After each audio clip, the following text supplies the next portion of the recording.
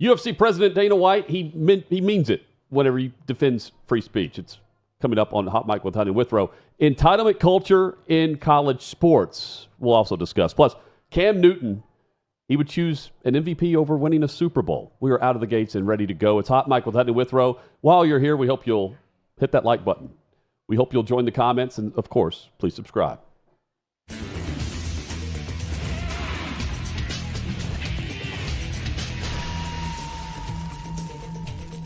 Dana White, he means it when he says, hey, I'm all for free speech. We're not going to fine fighters for saying what they say.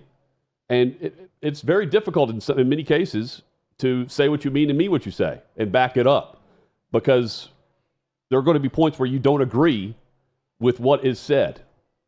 And Dana's not just the face of the UFC, he's the president. And that came into play this week. Bryce Mitchell is a UFC fighter, very opinionated. And you just shake your head at this, where he says, Bryce Mitchell saying that Adolf Hitler wasn't that bad of a guy until he got on meth. Here's Dana White addressing that. So before we get started here, let me get some dumb out of the way first here. I'm out here have fun doing Power Slap tonight. And I'm sure you guys heard what Bryce Mitchell said. If you haven't, he said some probably, I've heard a lot of dumb, ignorant in my day, but this one's probably the worst. When you talk about Hitler, he was responsible for the death of 6 million Jews, and he tried to completely eliminate a race of people. World War II was the deadliest war in history. 15 million military deaths, 45 million civilians, and 25 million soldiers were killed in World War II. Second of all, Hitler is one of the most disgusting and evil human beings to ever walk the face of the earth. And anyone that even tries to take an opposing position is a moron. That's the problem with the internet and social media. You provide a platform for a lot of dumb, ignorant people. We've obviously reached out to Bryce, and when we read what he said and let him know how we feel about it,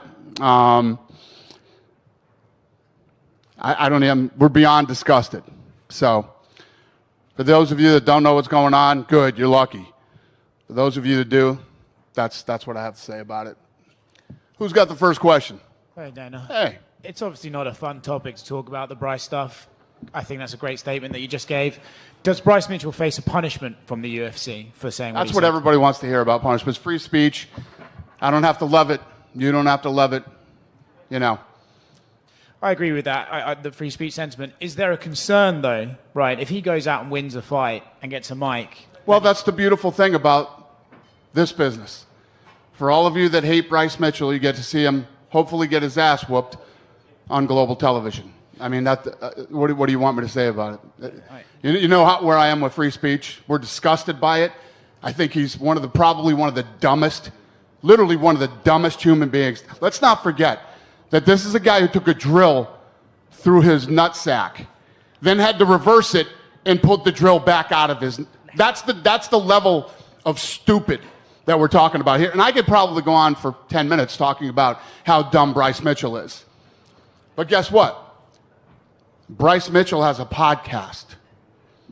I believe this was episode 1. What a way to start. But that's the world that we live in now. Dumb people who are really stupid and really ignorant, can have a voice. We don't have to agree with it. We don't have to like it. I'm giving you mine and the UFC's position on what he had to say. And this is no different than things that I've said about Strickland, But I will say this. Out of all the dumb, ignorant I've heard in my life, this has to be the dumbest and most ignorant. Last thing from me on this. When you spoke to Bryce about it and said, this is disgusting, did he have any sort of I was just talking, or did he walk it back at all? His thing was, I'm sorry if I put you guys in any position, and, But not sorry for saying. He's stupid. He's dumb.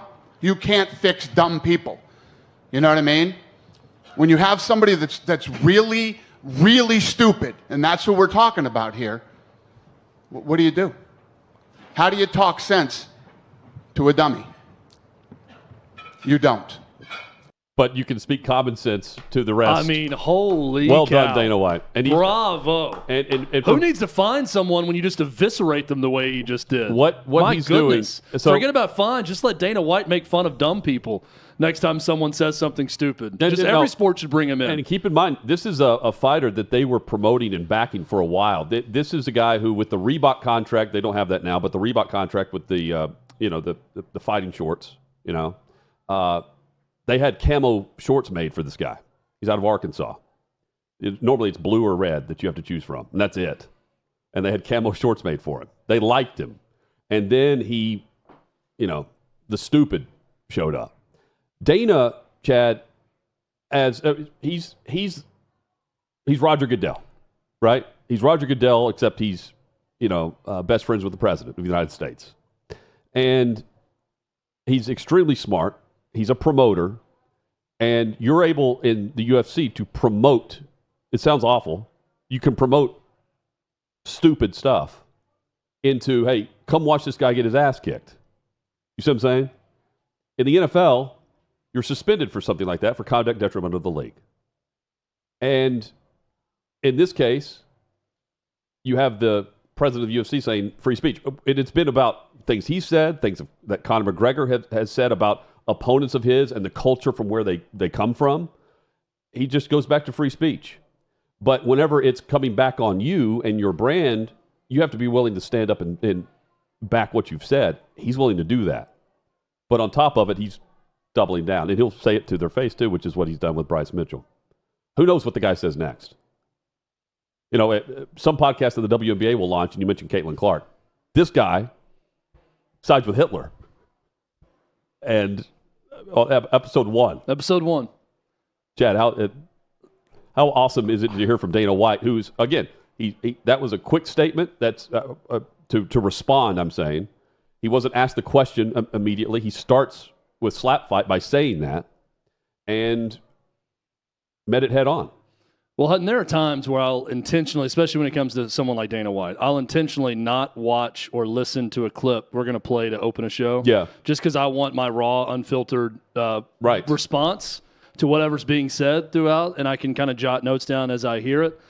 No notes on that one, Dana White. No notes. No. That was a bravo performance start to finish. Instead of finding someone or saying, we're going to get in this game if someone said something offensive, so they're suspended or they're this, he said, hey, we're free speech. Every idiot has the ability to say dumb things, and this guy's an idiot. And he talks about him. Did I catch it where he drilled a hole in his scrotum? Was part of this takedown? Yes. I went with the medical term, but I believe he said nutsack. Yeah. So, I mean, I don't even know where to go. The British dude, it's like they cast the British guy to be the perfect first 3 questions also. When he chimes in and says, this was the first episode. Yeah. I nearly lost it. This is a guy that lives in a trailer in Arkansas and grows his own food. Right. But he's got a YouTube page. Yeah, he's got the internet. Right. And that's the problem with people who live in trailers in Arkansas or Washington State or California or wherever, or even if you don't live in a trailer, if you are a moron and you want to believe something, right, and you're going to lean that way, whichever way it is, there's going to be a wormhole on the internet that's going to direct you in that spot to where you end up, and I don't know how well this guy reads, honestly, the guy who said this based on how dumb Dana White said he is start to finish. But if you want to spend some time reading about something, if you're an idiot like this dude from Arkansas, you could come out of that session saying, that Adolf Hitler, I've got some thoughts on him, and it's maybe not the most popular thoughts. I don't describe... Which is the dumbest thing I've ever heard. He's an idiot. I agree with what Dana White's saying. Totally. But he's also I hope this, it's hard to describe. He's not he can read. He reads a ton. He's like it's like I could see this guy leading a cult. Yeah. He's on this religious crusade right now. Rodgers. Either way. Well, not like that. A little cultish. No, but no. Not educated like that. Okay. Didn't go to Cal Berkeley. No, but like it was just a tough semester for him to apply to get in. Like, you know, he's been able to grind his way to the UFC, right? But again, like it's he's not illiterate, but he's very deliberate, and he's just like on this. He's in this like. He's like, I don't know. I don't think he's playing a character. I think he's just been somehow brainwashed. If you follow him through the time he was like doing this reality YouTube page, which was like 5 years ago, to now. Again, 5 years ago, they're giving him the camo shorts because everyone, you know, he's this redneck from Arkansas who's whipping everyone's ass, and now he's the redneck from Arkansas who, you know, says "Hell Hitler." It's a villain turn, and I don't think he did it intentionally. I think he did it like because he believes it, which is worse. It was the meth. This was everything was great. You know, really did a great job building Germany back. But that meth kicked in. He had a lot of good ideas, and I don't know. He became a global murderer at that point. Davey, didn't he say something like he'd have a beer with the guy? Yeah, he'd have a beer with the guy or hang out with him or something. Stupid, just total idiot. Yeah, great job by Dana White in how to handle that. Here's where my mind also goes here, Chad, because Dana White crushed it, right? He says what he means and means what he says. Unfortunately, his defense of free speech, when he gets the question about punishment, because again, he's like, everyone wants to go to punishment. Well, that's because everyone follows the punishment lane.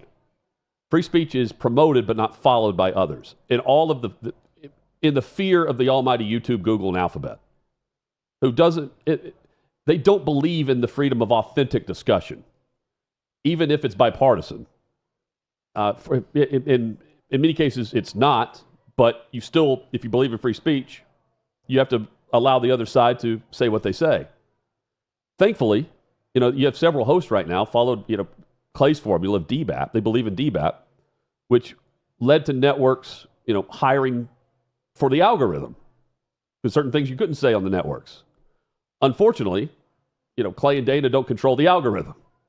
You know, social companies, they're all for DBAP and that content. They just don't want others to know about it, which leads to the punishment, demonetization. And that determines the alpha and the beta. And the alphabet is the alpha. You know, I would say, Chad, it's a similar mindset to me to like ESPN. They will tout L. Duncan, but they'll not like Sage Steele, but then they'll promote the UFC. They'll sign a big contract with the UFC, and they'll show Bryce Mitchell and company on their network if he's fighting that week, even, you know, with Dana defending it, because Dana is doing what he says and says what he means. That's my point. Like, they'll just not promote Bryce Mitchell, but they'll show him on the network. You know, they'll also promote him because, again, it's the fight business. Watch this guy watch this guy lose a fight. Yeah, you can root for him to get destroyed. But that's not saying what you mean and meaning what you say. Like, because on the flip side of it, Sage Steele, you know, is settling a lawsuit because she wouldn't get vaccinated. You see what I'm saying? Yeah. Oh, absolutely. It's the part where he says, "I'll automatically want to go to the punishment." That's what sparked my thought on this, which is just, the punishment is demonetization, because you have to bleep out Dana White saying what he said in response to the idiot Bryce Mitchell on this show. But in the meantime, you can say it on YouTube, you just get demonetized for it. Yeah, I mean, at one point, the certain words. Yeah, we were radio hosts for a while, and we had a radio network, and we were regulated by the FCC. Right. So we wanted to get away from FCC regulation by going to the internet, which is OutKick.com, and YouTube and OutKick.com, which is not regulated by that. So, you know, you could speak a little bit more freely. But now all of a sudden, YouTube and Google have become ABC, NBC, CBS. So it never ends, right? I mean, for years, I've been watching all this Saturday Night Live content. Censors at the network would come in and say, "Hey, you said penis too many times in this sketch. We don't like that. I think you're alluding to this sexual act when you describe something this way. The network doesn't like that." And they would go through and change it. And, you know, we can't say this word so many times, but you can say it once in the show. And there was this back and forth and sort of horse trading about what could be said and what could not be said at a network like NBC. Right. Right? That's understandable at a network. When did platforms on the internet that became so big, now it's a network, I guess, right? It's hard to keep up with the rules of the game for me because I don't know. They'll allow you to play with the rules. You're not going to get monetized for it. So if you're in that lane, you're constantly stressed about it. Because they're controlling. Well, what's the point? I mean, I don't like. You can find a lot of stupid stuff on YouTube, but you can't. People say curse words and make money. Sure. Netflix is paying tons of money to comedians who go on and say lots of curse words. Sure, you can do that, but you can also there's ways to be shadow banned. There are. Yeah, I know. I get it. And I get again, it. you have to comply. And in this case, Bryce Mitchell's saying whatever he wants, and Dana's going to crush him, but he's not punishing him. I don't know. Not suspended. I don't know how you get on the wrong side of whatever tech company it is that you want to be on the right side of. I don't understand. I don't get it, and I don't know exactly how you go one way or the other or get back on the good side of it. But there are countless podcasts. I am a podcast guy. I watch them. I listen to them. I don't really listen to music. I'm listening to podcasts. I'd say 90% of the podcasts I listen to feature curse words. Right. And they're also on YouTube. I don't think the companies that are paying for these are not monetizing what they do on YouTube with that content. So my point is, back in the day, like if you pissed off Ed Sullivan, let's say as a comedian, and you went on that show and then you did another show and Ed Sullivan got mad, someone like Ed Sullivan could be, you're not going to work in this business anymore, and you'd be done because you got on the wrong side of one person that had a show. Now the whole thing is you can go anywhere. But on a certain platform, is that podcast exactly the same, or is that company censoring and canceling themselves in order to be on that platform? Is the podcast the exact version of what it is on Spotify? Because Spotify they paid Joe Rogan a ton tied in the UFC, and then they immediately faced criticism, and there were certain people calling for Rogan to be not on that platform, but Spotify kept him. But is his podcast exactly the same on YouTube? I'm not comparing the two. There's someone out there that probably is, but you're still complying to different platforms. In this case, the platform of MMA. I mean, there are other promotions, but it's UFC or bust. And the guy at the top he's all for free speech. That's Elon too on X. It takes a turnover of the very top to do it. And in this case, I mean, go through Google and ultimately Alphabet Chat. I know my limitations. Sure. I'll say on this one, I've been doing this for a long time, but I'm not smart enough to tell you which way is up when it comes to a lot of this, and I'll gladly take direction from others on what is to monetize and what is not to monetize, and what is free speech and what is censorship and what isn't, and all of that. I guess like if you say something stupid, you will face the criticism and punishment without having the demonetization of the company that posted it. Right. It's the other person saying it. That's what I'm saying. It's like Bryce Mitchell's going to face the punishment without having to not fight the fight. But again, the fight business allows you to flip it and say, come watch this guy lose. He's going to get punched in the face. That's the benefit of having the UFC instead of being the NBA and having to punish one guy or the other. Also, here's something that Dana White knows better than anyone, and he's been in this for so long, and he gets it. The people that sign up to go bash other people's heads in UFC aren't typically the most intelligent, intellectual people. Sure. So they're going to say some crazy stuff from time to time. No doubt. And he allows them to do that because, a lot of times it's entertaining. This was just stupidity from this guy, but a lot of times it's Conor McGregor. Conor McGregor is a wordsmith when he's spitting his trash at people, and it's hilarious. That's why he's a great promoter. Like I'd put him as one of the smarter guys, but Conor McGregor does a lot of dumb stuff too. No doubt. So you learn it's not just playing on the edge. It's the edge is your business. You're living over the edge because everyone that signs up willingly to do this and put themselves the risk they do to go in front of millions of people and be that exposed to where you could have a limb broken, you could be knocked unconscious or killed. All this stuff, your face is going to get rearranged on pay-per-view in front of millions. I mean, Tell me the person that's completely sane that signs up to do that. You're not going to find many of them. Dana White knows this, and it's a big part of the game. When the cage door closes, I mean, it's you and one other person. And guess what? Dana White needs those psychopaths, no doubt, to continue the sport. So he's playing it perfectly. And that by talking trash, and he can also say, this is the dumbest thing. This guy's a complete moron. And basically, we're not going to punish him because of his free speech, but we're going to tell you that I represent the UFC, and we don't stand for any of that, and this guy's a complete moron. Yeah. It was so well handled. Well, no doubt. And it's the promotion factor is way different here. We're discussing Bryce Mitchell, which is benefiting Bryce Mitchell in one way or the other. One guy's playing the villain in the octagon. We're also promoting slap fight because that's where Dana made the comments.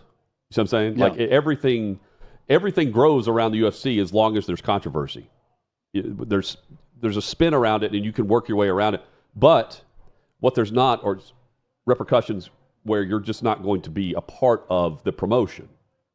But Dana's always said that, and normally it's backing guys that are big stars like Conor. Conor's talking trash about Brazil and really insulting them and the culture in Brazil. And Dana's like, pay-per-view coming up in November. That, of course, they're not canceling any fight with Conor, and they're going to continue the promotional tour, the worldwide tour, Chad, which was epic. We watched clips of that years ago. In this case, it's just Bryce Mitchell, but he's still backing what he believes in. I like it, Chad. I know you wholeheartedly believe in what you went all in on yesterday. Others didn't believe in you. Shockingly, I came down hard on something, and I know this is going to surprise everyone, in this studio and beyond right now. But there are people who passionately disagree with my stance yesterday on entitlement culture being a big issue with the younger generation. I think I said everybody born between 95 and 2005. Obvious, hyperbole on everybody, but it is a bigger problem with that generation than it is older generations. Boy, I want to applaud the young out there that crawled up into my mentions because I knocked the beta bitches out of a lot of you. So good job. What rose was the cream of the crop, baby, of that generation that was not going to have my slander about those born between 95 and 05. So there are still beta bitches that responded to me. But we're slowly creating alphas out of that generation, forged by steel. Some of these mentions Valerian. are, including Elijah Campbell, who writes, and Elijah, I think, used to work in Nashville. I think covers South Carolina Gamecock athletics, yes. in fact. Totally, respectful, reasonable, but, decent take. He said, yeah, Chad's right. Nobody ever quit anything before 1995. Nobody ever changed jobs, pursued different opportunities, or simply quit stuff. So proud to be a part of a generation that invented quitting because apparently it never happened before us. Hey, well said.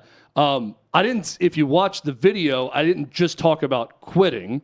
Certainly quitting wasn't invented by this generation, but the propensity to respond to being coached hard, embarrassment, adversity, anything is to, I'm going to go tell on somebody, or, I'm going to go try to transfer somewhere else, or I don't like this coach, so I'm going to do something. That has been more of the case with this generation than prior generations, which I told Elijah very respectfully on this as well. Here's another one. Justin Beasley responds to my video and says, I was born in 93, so glad I missed the cutoff. Very clever. Well done, Justin. And also, congratulations, Justin. You are not a beta bitch. All right, let's go back to the next tweet, or X post, whatever you call it. This is from Critical Chase Theory, who says they're literally just acting like their coaches have been acting for decades. Most of them are honestly more loyal than Tommy Tuberville, who is now a senator. Look, I'm not going to sit here and apologize for Tommy Tuberville leaving a recruiting dinner and then going and taking another job. Not the way anyone should handle it. I bet if he was going to be completely honest, he'd probably tell you the same thing. Here's what I'll say about the equating coaching to playing. And this happens so often with people of Chase's generation. Coaches are greater than players. You work and work and work and work your way up through the system, and one day you become a head coach. And when you become a head coach, I don't believe that gives you license to do whatever you want morally and just leave and not be honest with people and all that. I'm not claiming that. But if you want that ability to go seek other jobs in college sports, which has the best contract structure of any sport in favor of the coach, then you could finish your playing career at a school. You could become a GA somewhere. You can become an assistant position coach somewhere else. You can move 5 different times and work your way up from wide receiver coach to assistant offensive coordinator to offensive coordinator to head coach. And then one day you can leave a recruiting dinner and then go to another school and get paid millions to do it. And one day run for U.S. Senate in Alabama or whatever state you want. Players are not equal to coaches. There is a hierarchy in sports and business. It's not all just, hey, I feel like I'm equal to this person, so let's all join hands and sing Kumbaya, and I get to do whatever they want to because they're doing it. No, that's not the way it works, Chase. What do we have next here on our list? Yes.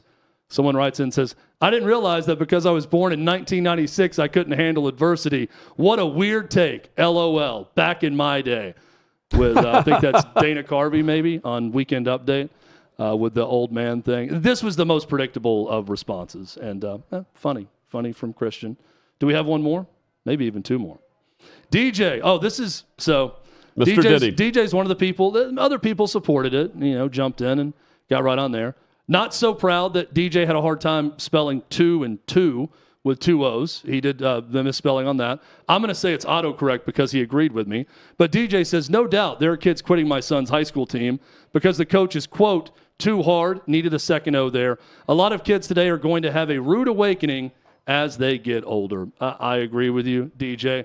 That is why I am taking it upon myself as a parent to coach my children hard. And I will try to get them in any program where they are coached hard and they will face adversity. As the coach of my daughter's 9U travel softball team, I will tell you, we've already faced adversity. We've done some losing. We will probably continue to lose some. Adversity will come our way. I will do my best to teach them to handle that adversity and not automatically think, gee, we lost a game, or this coach told me to do push-ups, or he told me to go to center field and touch the fence and come back, so I need to go somewhere else that's not going to ever do that to me, because that place probably doesn't exist. And if it does exist, it's a place built on a terrible culture that you don't want to be a part of anyway. Well said. But I fired up the young, and I feel like, Hutton, it's us doing our part here. Yep. Let's get them going. And hey, I've had a friendly back and forth with a few of these guys, and I'll be the first to admit, some of these guys, they're the cream of the crop of their generation. I feel better about the future with some of the interaction I've had. Very civil interaction with some of these younger people. I think some of it is, we discussed this briefly yesterday, like how that became the way. Yeah. We had the one guy or whoever it was that said, it's your generation, or you're no different than the coaches, right? Right. Well, that made me think about the parents. Tommy Tuberville's a U.S. Senator now. These parents, the parents then were very, starting to be not as protective, but way over the top. I said in the rant yesterday, my generation, which oddly enough is a generation that's had kids in this time frame, a lot of them are people a little bit older. They're partially to blame here. And look, you can get some gear. Shop.outkick.com. I bet we can still get that OK20 Throw it out promo code. OK20, 20% off if you want to go get some more gear. OK20. That's what we're doing here. We're changing lives. We're selling merch. Changing lives and selling merch at the same time. And I'll say this too. Obviously, guys and girls, if you saw the rant or what I just said, I don't believe everyone that was born between 1995 and 2005 to be completely weak. I'm telling you, a higher percentage of those born in that time frame are weaker than previous generations. I know plenty of beta bitches that are my age. Trust me. I've worked with them. I've dealt with them. I have friends that are little betas also.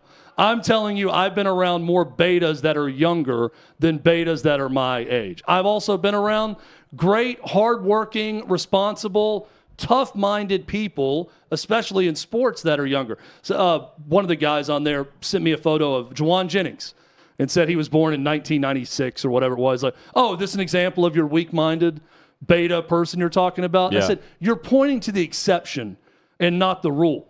And they're like, I could show you tons of divas that play. Of course you can in the 80s and 90s. I can show you that too in my own life. I'm telling you, the ratio has shifted. It's changed. It's not an all or nothing, everyone is this, everyone is that thing. It will flip back. Generation Alpha will be the change we're looking for. How can it not? If only the children of the future. How can it not be? If only the children are our future. What if we will teach them well and we will let them lead the way. What if Cam Newton... Put that on a T-shirt. We'll sell it for 20% What if Cam Newton off. sees the future and hats like his are going to be the future of fashion? I think he's definitely on the cutting edge of whatever he's doing. Yeah, like Cat in the Hat. He's also the only person it works on. I don't know that it works for him either. I don't think it does. But point being, like, at least with him, it's his whole thing. Can you imagine any normal person? Like, I went to my local bank today. Can you imagine walking into a bank and the teller is dressed like Cam Newton? Definitely wouldn't be pulling it off. Do you think, like, Abraham Lincoln, if you said, in the future, describe, like, what you think is going to be vastly different, do you think he would envision someone wearing a hat like Cam Newton or more like us? Not well, I mean, Cam Newton's probably worn the Abraham Lincoln hat. No. He's like, I did not know that 140 years from now, 160 years from now, that my hat would be back in style. It was made of, like, Red Fox, though. Right.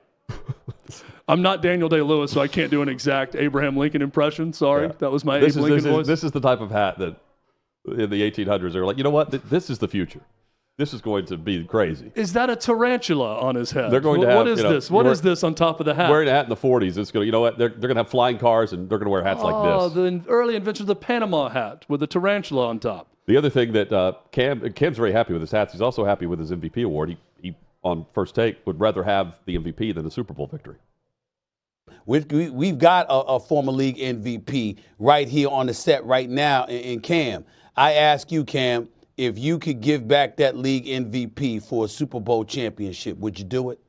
No. Oh. Really? Really? Wow. Because you have to ask it through this lens. That was a very journalistic viewpoint or vantage point or response, Stephen A. I'll ask you this question, and, just to pose this thought. What's more important, impact or championships? You look at a guy like Allen Iverson, you stood up on the table and blah, blah, blah, blah, blah. Everybody's not going to be Michael Jordan. Everybody's not going to be Patrick Mahomes. Everybody's not going to be these individuals who have the luxury of saying, hey, I not only dominated this sport, but I also have championships to back it. Like, let me remind you, Brad Johnson won a Super Bowl. Trent Dilfer won a Super Bowl. Respectfully, Nick Foles won a Super Bowl. So, yes, when you look at those guys and you say, okay, what's more important? Would you have preferred to win a Super Bowl? I think that's the humble approach. But if we're being honest, the impact of you holding yourself accountable to say everybody has a responsibility to do. And you can say as an MVP award winner or an All-American, you've held yourself or you've held your end of the bargain down. And that's what it really comes down to for me. I know that's not the popular pick. I'm trying to be popularized. But my take is I'm taking individual success because I did my job. Football is not about one guy trying to do 11 jobs. It's 11 guys doing one job. And if everybody does their job best, famous words of our coach, Belichick, just do your job. Do it. This is an example of don't read the headline, listen to what he has to say. Because he makes great points in that. He has said in the past his biggest regret is not getting after that fumble in the Super Bowl. Which was a terrible look. No doubt. And he says that's his biggest regret. But he's right in that the caliber of player for MVP doesn't automatically put you in the Super Bowl. However, when you have the opportunity to do that, he's 4 quarters away from winning the Lombardi Trophy. Think about it from Steve McNair's standpoint. He was in the same position. He's a co-MVP. Matthew Stafford comes to mind. What he could not do in Detroit, he can do in Los Angeles. You can do both. Newton was 4 quarters away from doing that. So that's the only rebuttal there. But again, does it take away from what he accomplished in his career individually? No. But could there have been more? Yes. And I mean, he's not denying that. Well, and he's also not saying I didn't want to win a Super Bowl. Right. That's my, yeah, He clearly wanted to do that. When you listen to the whole clip, it looks much worse in print. It's like, oh, here's this, selfish guy. And the first time I saw him, man, really? MVP over Super Bowl? Yeah. But I do understand what he's trying to articulate. Look, when you start out playing quarterback like Cam Newton, you can't also say, my dream one day is to have the right offensive guards in front of me and the right receivers out wide and the running back behind me and tackles, and to win a Super Bowl with a defense that's great, that plays great in all those games so I can win a Super Bowl. Your first step is I want to be a great quarterback. And I want to become a great quarterback to help my team win a Super Bowl one day. Yes. Those are all very admirable goals for an athlete. But the first step is being a great quarterback, which Cam Newton was for a time. He was good enough to win the NFL MVP as a quarterback. He's good enough to win the Heisman Trophy at Auburn. He won a national title at Auburn. He's a champion. He won a national championship while in college. So I got no big issues with what he's saying, and I understand the comparison he's making to Brad Johnson and Trent Dilfer and Nick Foles. No one would argue those guys were as good as Cam Newton was at Cam Newton's height in the league. Right, but it depends on your situation. Like, is Mahomes going to say the same answer? No. Well, no. He doesn't have to. Right, but if Mahomes got to the end of his career and lost, like Dan Marino lost a bunch of times and never got over the hump. Two-time MVP? And let's say that Mahomes is, 7-time MVP by the time he's done or whatever. Sure. Just astronomical numbers. He's going to win the titles. But by winning MVP, normally they're building around you to the point where you're a Super Bowl champion. My only point is, of course Pat Mahomes isn't going to say that because he's won multiple Super Bowls. But if he got to the end of his career and was asked that right, and didn't win it ever, and understood why he didn't win it, and that most of the time it had nothing to do with him and his play, I could see Pat Mahomes saying the same thing. But let me add this in. I don't think... But he doesn't have to because he's won so many. Maybe, years down the line, Lamar Jackson would say the same thing. I don't think Lamar Jackson would respond the same way. I hear Lamar Jackson after losing in the postseason, and it pisses him off. He is pissed off for greatness. And Lamar Jackson's about to win his third. And I don't think he would say the same thing as Cam Newton. I'm not saying that Newton didn't make good points, but the MVP is the leader. You can only lead based on the talent around you. I get all that, but I'm assuming that they're discussing Lamar Jackson leading up to that conversation. It makes sense, right? Because he won a third, and he's won one game that's been in the divisional round or further. You can say the same about Allen. Well, and look, if he said that, if the response was no, I'd trade back every MVP I won if it's multiple for a Super Bowl, I'm going to applaud that too. My takeaway from Cam Newton is I'm not mad at what he's saying. I get his perspective on it. I understand it. I don't know that I would have the same answer, but the way he articulated it, I can understand his viewpoint on the situation and why he would answer that way. Now, I'm with you, Hutton. I think Lamar Jackson, the way he responds to postseason losses, I think if he's 10 years from now, 12 years from now, 15 years from now is in that chair and is asked that same question, let's say he's got 4 MVPs at that point at the end of his career, he'd say, I'd turn in all 4 for one Super Bowl. And let me just point this out. Like, Dilfer is the quarterback of the Ravens when they win. Yes. But they also had an MVP caliber player on that roster that didn't win because they weren't a quarterback. Yeah. So you still have that guy that's leading the team as the most valuable player, right? Like, you could say that about Ray Lewis. You had Ray Lewis. Right. And, offensively they weren't great, but they had Jamal Lewis. Right. That year, too, who was pretty great. You had Hall of Fame. At running back. Yeah, I'm saying for Dilfer's purposes, they had a better running back in the backfield and running game than anything they needed from him. Yeah, a legit Hall of Famers in their prime. Again, it makes sense. You can also counter it, and you can do both. But there's always going to be criticism around Newton and his hats. Coming up, criticism. It's tougher Kelly to believe coming from that look. I like if he would just believe him. I can't help but laugh. If he would just start it by saying, let me take this hat off and explain my point on MVP versus Super Bowl, and then started to clearly explain it, I would believe him even more. Yeah, it's like it's hard to believe someone that buys jeans that are already pre-cut. Yeah. Or has like they already have the paint stains on them. Like if I Like came his hat in that video, had a sweat stained hat. If we came in every day, Hutton, dressed as Colonel Sanders and just did the show as Colonel Sanders with no explanation, everything we said would sound different than the way we meant it to be said and heard. On Monday, I expect you in a bolo tie. I've been waiting for you to say that, to finally break out the bolo tie.